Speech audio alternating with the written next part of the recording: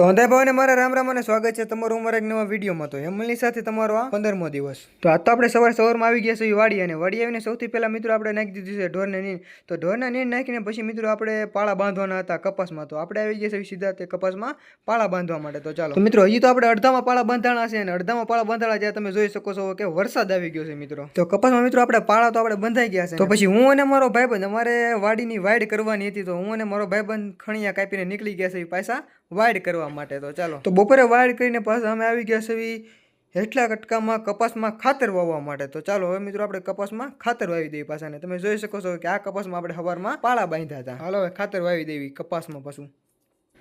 તો આપણે મિત્રો પાછું કપાસમાં ખાતર વાવવાનું કરી દીધું શરૂ, અને તમે જોઈ શકો છો કે 2-3 ગોથા જે છે એ મારી દીધા છે. તો ચાલો મિત્રો હવે આપણે કપાસમાં ખાતર વાવી દેવી. તો ખાતર મિત્રો તમે જોઈ શકો છો કે ખાતર આપણે વવાઈ ગયું છે અંધાઈમાં. આખા ખેતરમાં મિત્રો આપણે ખાતર વાવી દીધું છે, અને આપણો જે 15મો દિવસ હતો હવે અહીંયા કર્યું છે આપણે પૂરો. તો આ અમારો 15મો દિવસ તમને કેવો લાગ્યો કમેન્ટમાં જણાવી દેજો.